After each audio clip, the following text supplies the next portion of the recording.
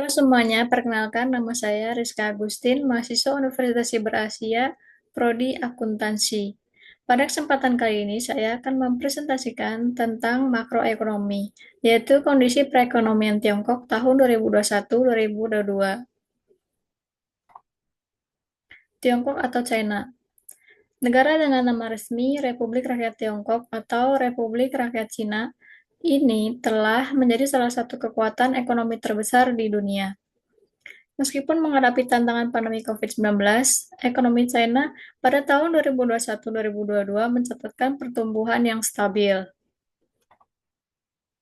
Inflasi. Tingkat inflasi di China pada tahun 2021-2022 berada pada level yang stabil meski ada peningkatan harga berbagai komoditas. Rata-rata mencapai 1,7% sepanjang tahun 2021, mencapai puncak di 2,7% pada pertengahan tahun 2022 dan berakhir di 1,6% pada akhir tahun 2022. Nilai tukar mata uang. Nilai tukar yen China terhadap dolar Amerika Serikat mengalami depresiasi sekitar 2,3% pada tahun 2021, mencapai titik terendah 6,93% terhadap US dollar pada bulan Maret 2022 dan berakhir 6,71% pada akhir tahun. Meski terdepresiasi, pemerintah terus menjaga stabilitas nilai tukar. Produk domestik bruto, pertumbuhan kuat. PDB Tiongkok tumbuh secara solid pada tahun 2021-2022, didorong oleh sektor kebangkitan industri dan konsumsi domestik. Rebound dari perlambatan di tahun 2020 akibat pandemi COVID-19. Fokus transformasi. Terus berupaya mengembangkan ekonomi berbasis inovasi dan teknologi, serta mengurangi ketergantungan pada ekspor. Tantangan pandemi. Meskipun demikian, pandemi COVID-19 memberikan tekanan terhadap pertumbuhan ekonomi Tiongkok. Neraca pembayaran dan neraca perdagangan. Neraca pembayaran Tiongkok mengalami surplus di tahun 2021-2022, didorong oleh surplus neraca perdagangan yang signifikan. Didukung oleh permintaan global yang tinggi terhadap produk-produk China, serta kebijakan pemerintah Tiongkok seperti kebijakan fiskal dan moneter, dan investasi asing yang terus meningkat, menunjukkan kepercayaan terhadap prospek ekonomi jangka panjang. Surplus neraca pembayaran. Surplus neraca pembayaran meningkatkan cadangan devisa Tiongkok dan memperkuat nilai tukar mata uang yen. Surplus neraca perdagangan. Surplus neraca perdagangan menciptakan lapangan kerja dan mendorong pertumbuhan ekonomi Tiongkok. Kondisi ekspor dan impor.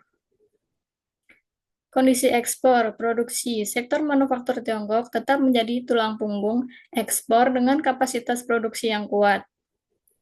Logistik, jaringan logistik dan infrastruktur transportasi yang efisien mendukung aktivitas ekspor Tiongkok. Daya saing, produk-produk Tiongkok tetap kompetitif di pasar global, didukung biaya produksi yang efisien. Kondisi impor. Pertama, bahan baku. Impor bahan baku seperti minyak mentah, biji logam, dan produk pertanian tetap penting untuk mendukung aktivitas industri Tiongkok. Dua, teknologi canggih. Tiongkok terus mengimpor teknologi dan peralatan canggih untuk mendorong inovasi dan peningkatan produktivitas. Tiga, permintaan konsumen. Impor barang konsumsi, terutama produk mewah dan gaya hidup, terus meningkat seiring dengan pertumbuhan kelas menengah di Tiongkok.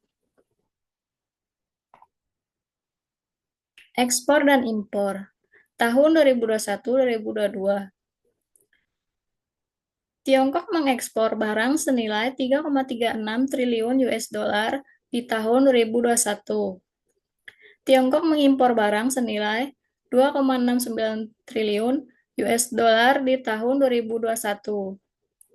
Tiongkok mengekspor barang senilai 3,79 triliun US dollar di tahun 2022.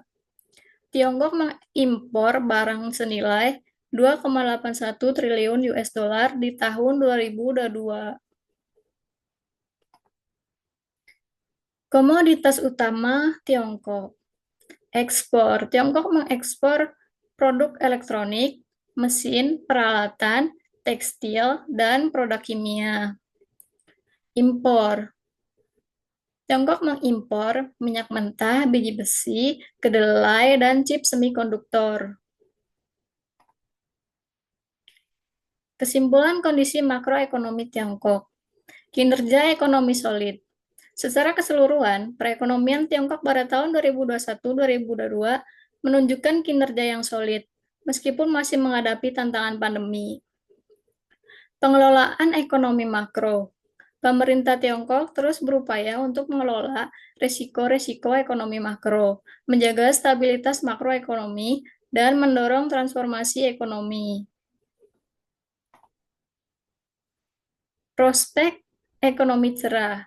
Dengan fundamental ekonomi yang kuat, Tiongkok diperkirakan akan terus menjadi salah satu kekuatan ekonomi terbesar di dunia. Ini adalah beberapa referensi yang saya gunakan.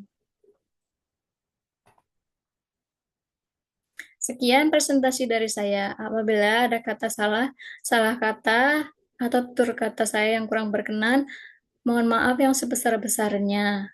Terima kasih.